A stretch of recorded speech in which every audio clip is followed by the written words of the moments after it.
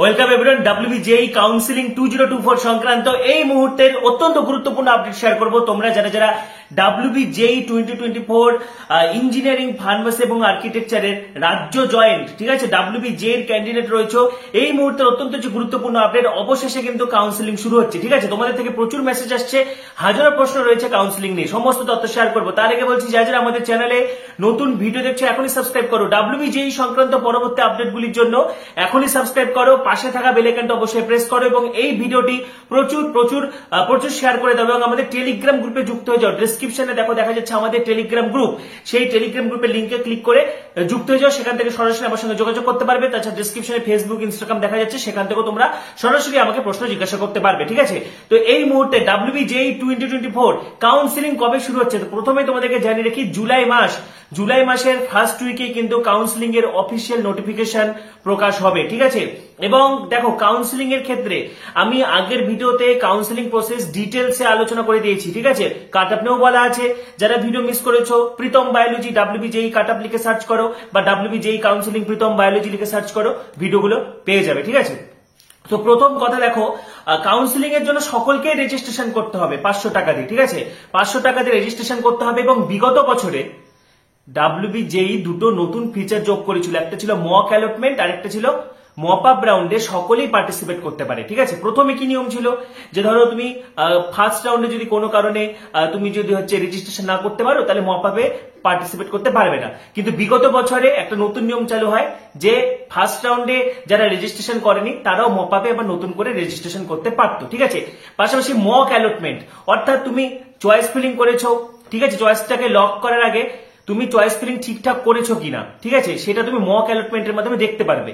বা সেই ক্ষেত্রে তুমি একটা সম্যক ধারণা পেয়ে যাচ্ছ তোমার কোথায় পড়তে পারে, কোন ইনস্টিটিউশন, কোন কোর্স তুমি পেতে পারো। সেক্ষেত্রে তোমার যদি চয়েস ফিলিং এ ভুল হয় তাহলে কিন্তু তুমি সংশোধন করতে পারো। এটা মক অ্যালটমেন্টের সুবিধা বিগত বছর থেকে কিন্তু চালু হয়েছে। তো কাউন্সিলিং এর জন্য সকলকে প্রথমে 500 টাকা দিয়ে রেজিস্ট্রেশন করতে হবে, ঠিক আছে। 500 টাকা দিয়ে রেজিস্ট্রেশন করার পরে চয়েস ফিলিং করতে হবে। তুমি তোমার পছন্দ ওয়াইজ কলেজ সাজাবে। অনেককে দেখছি যে তোমার র্যাঙ্ক এত, তাহলে তুমি দেখা গেলো তোমার সিএসসি নিয়ে পড়ার ইচ্ছা, কেউ তোমাকে বলছে যে তুমি এই র্যাঙ্কে ইলেকট্রিক্যাল পাবে, তাহলে তুমি তোমার ইচ্ছা না থাকা সত্ত্বেও ইলেকট্রিক্যালকে আগে দিচ্ছ। এরকম ভুলটা করবে না। তোমার যে কোর্সটা, তোমার র্যাঙ্ক যাই হোক, অবশ্যই কাউন্সিলিং এ সকলে পার্টিসিপেট করবে এবং তোমার যে কোর্সটা পড়ার ইচ্ছা সেটাকে অবশ্যই 1 নম্বরে রাখবে, প্রথম দিকে রাখবে, ঠিক আছে। সাপোজ আমি ধরে নিচ্ছি তোমার ইলেকট্রিক্যাল নিয়ে পড়ার ইচ্ছা, তাহলে যেখানে যেখানে ইলেকট্রিক্যাল পড়ানো হচ্ছে গভর্নমেন্টে, তাহলে সেগুলো তুমি আগে রাখবে, ঠিক আছে, সবগুলো আগে রাখলে। বা ধরো তোমার সিএসসি নিয়ে পড়ার ইচ্ছা, তাহলে যাদবপুর সিএসসি, 2 নম্বর ক্যালকাটা ইউনিভার্সিটি সিএসসি, এইভাবে সাজাবে। একটা সিএসসি, একটা ইলেকট্রিক্যাল, এইভাবেও তুমি সাজাতে পারো। তোমার ইচ্ছা, অর্থাৎ পুরোটাই ডিপেন্ড করছে তুমি কি বিষয় নিয়ে পড়তে চাও, তার উপরে কিন্তু সবটাই নির্ভর করছে। এবং প্রাইভেট কলেজের ক্ষেত্রে আমি যেটা বলতে চাই, প্রাইভেট কলেজে কিন্তু ডাইরেক্ট অ্যাডমিশন শুরু হয়ে গেছে। বিভিন্ন প্রাইভেট কলেজে তোমরা পার্সোনালি যোগাযোগ করতে পারো। তো যাই হোক, চয়েস ফিলিং, তারপরে চয়েসটাকে লক করতে হবে। তো যেমনটা বললাম যে চয়েস ফিলিং এবং চয়েস লকিং এর মাঝে কিন্তু মক অ্যালটমেন্ট বলে একটা অপশন থাকবে, অর্থাৎ তুমি ঠিকঠাক কলেজ সাজিয়েছো কিনা বা তুমি তোমার র্যাঙ্কের উপর বেস করে কোন কলেজ তোমার অ্যালটমেন্ট হতে পারে। অনেকে ভুল করে ফেলে, অনেকে দেখা যাচ্ছে প্রাইভেট কলেজে পড়ার ইচ্ছা নেই, সেই চয়েস ফিলিং এমন ভুলভাল করলো যে গভর্নমেন্ট কলেজের মাঝে প্রাইভেট কলেজ ঢুকিয়ে দিল। তখন মক অ্যালটমেন্টে তুমি সেটা জানতে পারবে, ঠিক আছে। চয়েস ফিলিং এ যদি তোমার কোনো ভুল হয়, সেই অনুযায়ী তুমি চয়েস ফিলিংটাকে চেঞ্জ করতে পারবে। তারপরে চয়েসটাকে লক করে দিতে হয়। এবার যথারীতি সেকেন্ড রাউন্ড হচ্ছে আপগ্রেডেশন রাউন্ড, ঠিক আছে। এখানে তুমি একটা যখন কলেজ পাবে, ধরো তুমি সোজা হিসাব দিচ্ছি 20টা কলেজ সাজিয়েছো, তুমি 15 নম্বর কলেজটা পেয়েছো, তাহলে তুমি সেই কলেজে ভর্তি হও বা না হও, অন্তত তোমাকে গিয়ে প্রথমে ভেরিফিকেশন করাতে হবে। প্রথমে 5000 টাকা দিয়ে সিট অ্যালটমেন্ট লেটারটা ডাউনলোড করতে হবে, ঠিক আছে। 5000 টাকা দিয়ে সিট অ্যালটমেন্ট লেটার ডাউনলোড করে ভেরিফিকেশন করানো মাস্ট। তুমি কলেজে ভর্তি হও বা না হও, তুমি আপগ্রেডেশন ইয়েস করো বা নো করো, ভেরিফিকেশন যদি না করো তাহলে কিন্তু তুমি বাদ পড়ে যাবে পরবর্তী রাউন্ডগুলো থেকে। যদি তুমি 1 নম্বর চয়েসটা পেয়ে থাকো তাহলে তো আর কোনো অপশনই নেই, কারণ তুমি হাইয়েস্ট চয়েস পেয়ে গেছো। সেক্ষেত্রে তোমাকে ভেরিফিকেশনের পর আপগ্রেডেশন নো করে অ্যাডমিশন নিয়ে নিতে হবে, ঠিক আছে। এবারে দেখা যাচ্ছে তুমি 3 নম্বর, 4 নম্বর বা 5 বা 10 নম্বর কলেজটা পেয়েছো, তুমি তার আগের কলেজগুলো পেতে চাও, তাহলে আপগ্রেডেশন ইয়েস করবে ভেরিফিকেশনের পর, ঠিক আছে। আর যদি তুমি যে কলেজ পেয়েছো সেখানেই ভর্তি হয়ে যেতে চাও, সেক্ষেত্রে তুমি ভেরিফিকেশনের পর আপগ্রেডেশন নো করে অ্যাডমিশন নিতে পারো। আর কলেজ পছন্দ না হলে তুমি আপগ্রেডেশন ইয়েস করতে পারো। সব ক্ষেত্রে তোমাকে 5000 টাকাতে সিট অ্যালটমেন্ট লেটার ডাউনলোড করতে হবে এবং ভেরিফিকেশন কিন্তু করানো মাস্ট। এবং WBJEE আন্ডারে লাস্ট যে রাউন্ড, থার্ড রাউন্ড, সেটা হচ্ছে মপ আপ রাউন্ড। এখানে আগের দুটো রাউন্ডে যারা অ্যাডমিশন নিয়ে নিয়েছো তোমরা কিন্তু মপ আপ রাউন্ডে পার্টিসিপেট করতে পারবে না, ঠিক আছে। মপ আপ রাউন্ডে কারা পার্টিসিপেট করতে পারবে? যারা রেজিস্ট্রেশন করা ছিল অথচ আগের রাউন্ডগুলোতে কোনো কলেজ পাওনি, ঠিক আছে, বা অ্যাডমিশন নাওনি, সেক্ষেত্রে তুমি মপ আপে পার্টিসিপেট করতে পারবে, ঠিক আছে। বা যাদের কোনো কারণে ভেরিফিকেশনে গন্ডগোল হয়ে গেছিল, ধরো তুমি ইডব্লিউএস হিসেবে অ্যাপ্লাই করেছিলে বা সার্টিফিকেট দেখাতে পারলে না, ঠিক আছে, তো অর্থাৎ ভেরিফিকেশনে গন্ডগোল থাকলো, কোনো কারণে কলেজ না পেলেও তুমি মপ আপে পার্টিসিপেট করতে পারবে। পাশাপাশি বিগত বছর থেকে যারা আগের রাউন্ডেও যারা হচ্ছে কোনো কলেজ পায় না, ঠিক আছে, বা যারা আগের রাউন্ডে কোনো রেজিস্ট্রেশনও করেনি, তো তারাও কিন্তু মপ আপে নতুন ভাবে রেজিস্ট্রেশন করতে পারবে, আবার নতুন করে চয়েস ফিলিং হবে। তো এটা হচ্ছে WBJEE রাউন্ডের লাস্ট রাউন্ড। তারপরে কিন্তু স্পট কাউন্সিলিং হয়, সেটা কলেজ টু কলেজ হয়, ডিসেন্ট্রালাইজড ভাবে হয়, সেখানেও কিন্তু অনেক সুযোগ থাকে। সুতরাং তোমার র্যাঙ্ক যাই থাকুক, প্রথম কাজ হবে কাউন্সিলিং এ পার্টিসিপেট করা, ঠিক আছে। তো প্রথমে কিন্তু তোমাদের সকলকে কি করতে হবে? রেজিস্ট্রেশন করতে হবে 500 টাকা দিয়ে, ঠিক আছে। 500 টাকা দিয়ে, দেখতে পাচ্ছ যে 500 টাকা দিয়ে সবাইকে রেজিস্ট্রেশন করতে হবে। তারপরে কি করতে হবে? রেজিস্ট্রেশনের সময় তোমার হচ্ছে পাসিং স্ট্যাটাস, ঠিক আছে, তারপরে সমস্ত কিছু যেরকম টোটাল মার্কস, কতর মধ্যে পরীক্ষা হয়েছে, কত পেয়েছো, ঠিক আছে, সমস্ত বিষয় নম্বরগুলো এগুলো দিতে হবে, ঠিক আছে। কারণ তোমার এক একটা বিষয়ের এক একটা এলিজিবিলিটি ক্রাইটেরিয়া রয়েছে, তো সমস্ত কিছুতে তোমাকে ফিল আপ করতে হবে। তারপরে চয়েস ফিলিং, তুমি তোমার ইচ্ছা মতো যে কোর্স করতে চাও সেই অনুযায়ী তুমি কলেজ সাজাবে, ঠিক আছে। যারা সিএসসি নিয়ে পড়তে চায়, ঠিক আছে, যাদের অনেকে চাই যে আমি শুধু সিএসসি নিয়েই পড়বো, তাহলে সেক্ষেত্রে তুমি শুধু সিএসসির কলেজগুলোই রাখবে, ঠিক আছে। আবার কারো কারো এরকমও থাকে মনোভাব যে আমি যেটাই পাই কিন্তু যাদবপুরে পড়বো, ঠিক আছে, এরকমও মনোভাব অনেকের থাকে। তাহলে সেক্ষেত্রে তুমি প্রথমে যাদবপুরের কম্পিউটার সায়েন্স, তারপরে যাদবপুরের ইলেকট্রনিক্স রাখতে পারো। অনেক আবার আইটি নিয়ে পড়তে চাও, ইলেকট্রিক্যাল, এই সমস্ত বিষয়গুলো এগুলো তোমাদের নিজেদের ব্যাপার। বা যারা ফার্মাসি পড়তে চাও, ফার্মাসি আগে রাখবে। তো চয়েস ফিলিং করতে হবে, ঠিক আছে।